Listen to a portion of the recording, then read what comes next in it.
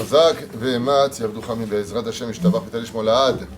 Les mesures pour savoir qu'est-ce qu'on peut manger dans la souka et qu'est-ce qu'on pourrait manger en dehors de la souka, uniquement pour les hommes. Parce que, comme on l'a déjà expliqué, les femmes sont exemptées de la mitzvah de la souka. Elles ne font pas les chèvres basouka. Elles peuvent s'asseoir, elles auront un salaire pour cela, comme on l'a expliqué.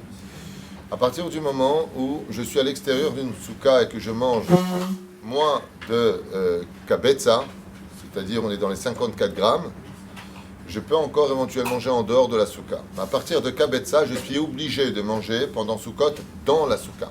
Donc si je mange un gâteau ou un pain au chocolat ou un croissant qui serait dans les kabetza, c'est-à-dire dans les 54 grammes de pâte, je ne peux pas le manger à l'extérieur d'une souka. À sourli la soda barkazé.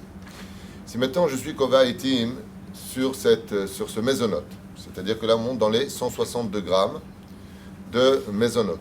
Dans ce cas-là, la bénédiction reste boré mene mésonote à la michial et à la kalkala. Seulement, non seulement je suis obligé de manger dans la souka, mais je dis aussi la bénédiction Baruch ata Hashem Elokeinu melech haolam asher kideshanu b'mitzvotav v'tzivanu leshev basouka.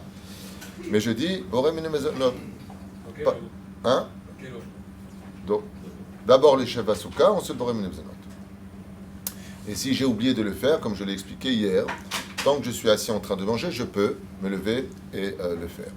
À partir du moment où je suis dans les 216 grammes de pâte de mésonote, ce qu'on peut très facilement faire quand on a faim, dans ce cas-là, non seulement, bien sûr, il y a les chefs basouka, mais on dira non pas boré mine mésonote sur ce gâteau, mais on dira hamotzi lechem min haaretz, bien sûr, netilat yadayim, et birkat Amazon.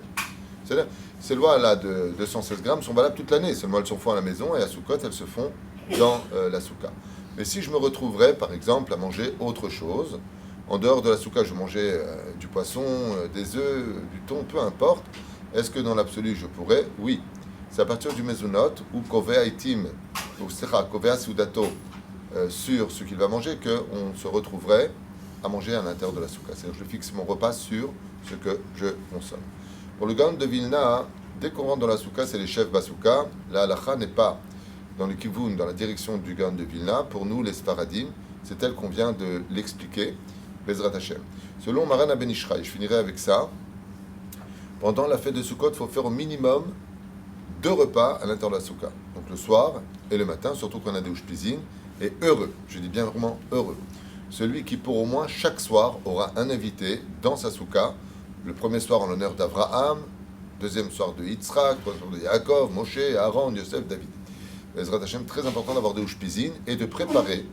Et ce n'est pas symbolique, contrairement à ce qu'on pense. Il y a des gens qui m'ont dit « Ouais, mais c'est symbolique. » L'onachon, mamash, ce n'est pas symbolique de mettre une chaise avec un magnifique tissu dessus et mettre un sidour ou un tanar ou même une gemara ou un livre d'alacha, de mettre un livre de Kodesh sur cette chaise et ne pas s'asseoir sur cette chaise puisque c'est la chaise de Ushpizin. Et beaucoup de nos commentateurs nous disent que Béhémet, on ne les voit pas parce qu'on est malheureusement trop impur, mais quand Béhémet, la souka est respectée en tant que telle, eh bien, les Ushpizin viennent dans chacune des soukotes et bénissent celui qui, Bezrat Hashem, fera son repas. Le Birkat Amazon, il y a les Beyavo, comme vous le savez tous, mais le principal du principal, de tout ce qui va donner une âme pendant la souka, c'est Vesamarta Bechagecha. Alors bien sûr, on ne doit jamais se mettre en colère, et surtout pas pendant des journées aussi saintes que la fête de Sukkot, de Pessah, de Shavuot, de Shabbat. Tu veux t'énerver, tu vas sur l'Himalaya là-bas, tu crées un bon coup et tu reviens. Aval Vesamarta Bechagecha, toute la fête va tenir sur une ordonnance de la Torah, qui n'est pas moins importante que de mettre les tefilines ou de manger kasher. Vesamarta bechagecha, c'est une ordonnance divine. Même si tu n'as pas envie que tu aies une tronche de Tchabéav toute l'année, tu es le Gilgoul des Droupi dans I'm Happy, ok?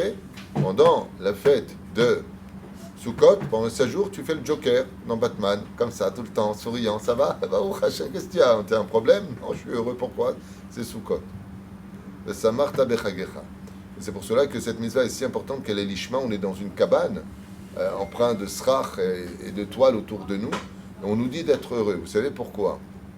Parce que si on avait toutes les conditions du monde pour être heureux, alors on ne le ferait pas que pour Dieu. Comme dit Chazal, pourquoi est-ce que quand il y aura la Géoula, Jérusalem va se scinder en deux et qu'un fleuve d'eau de vie va couler. Pourquoi on l'a pas avant? Il dit pour que celui qui monte à Jérusalem monte les Shem Shamaïm. Il dit c'est pareil dans la soukha. Si tu viens dans la soukha et que tu es heureux, alors qu'il n'y a pas de raison de l'être, tu as une chaise en plastique, tu as une table qui bouge, tu as un moustique, fait chaud, fait froid, pourquoi tu es heureux? Je suis heureux parce que je suis avec Dieu. Alors le salaire, c'est d'être près de Dieu après la mort. Kol Ezra B'Israël Tijvou Besukot. C'est l'entrée du Gan Eden. Tout celui qui est heureux, on a fait de Sukkot, alors que il a toutes les raisons de s'inquiéter. C'est une période où on ne travaille pas. C'est une période où toute la journée, le temps. Au début, on est content au premier jour, deuxième jour, troisième jour, quatrième jour. Et il te dit, si je ne te donne kiviachol de façon, entre parenthèses, rien, et que tu es heureux avec moi, alors je te montrerai combien je peux tout te donner à l'infini pour que tu aies des vraies raisons d'être heureux. Il faut savoir travailler à Kadosh Baruch Hu, les Shem Shamaim, pour trouver Bezrat Hashem Shamaim pour notre nom, la Atid Lavo. Ok. Ah, Ken. Je savais bien qu'il y avait quelqu'un qui avait levé la main, mais je ne sais pas qui. Alors, 2 secondes. Avec toutes les nouvelles qu'on entend, etc., la guerre et ça, genre, comment on peut être heureux? Alors justement, comment on peut être heureux en temps de guerre avec tout ce qu'on entend aujourd'hui? Il y a 2 guerres. Il y a celle du physique où on tue nos enfants, comme encore malheureusement cette catastrophe de cette nuit. Et puis il y a la guerre psychologique. On doit garder l'espoir et le moral sur les 2 niveaux. C'est-à-dire que on ne fait pas d'omelette sans casser des œufs. Quand il y a une guerre, on sait très bien que... Voilà. Alors, qu'est-ce qu'on fait pour éviter ce genre de choses? Ce n'est pas les balles qui tuent, c'est la faute. Il faut faire tchouva. Alors, ça paraît peut-être un peu débile pour beaucoup de personnes, mais il faut faire tchouva. Il faut faire tchouva, il faut se renforcer. Tu sais, il y a des balles qui tuent des soldats, et puis il y a des langues qui tuent des épouses ou qui tuent des maris. Espérons que tu crèves, je ne te supporte plus. Donc, je pense qu'il serait peut-être temps qu'on fasse une sincère tchouva et qu'on ait au froid, c'est une soukat chez le Mecha, que il y ait moins de guerre dans les maisons, il y aura peut-être moins de guerre à l'extérieur, mais en tout cas, une guerre qu'on peut gagner, c'est celle du moral. On m'a posé la question, qu'est-ce qu'on fait pour Simchat Torah, comment on va le vivre ce Simchat Torah? C'est le jour anniversaire en hébreu de... Je dis, ils ont déjà pris tellement de vie, tu veux aussi qu'ils nous prennent notre joie de vivre? Am Israël, c'est le symbole de la lumière, même dans le désespoir.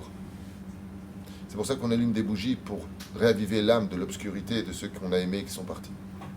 Donc on va gagner cette guerre psychologique, on la gagnera physiquement, qui est Am Israël Chai Vekayam.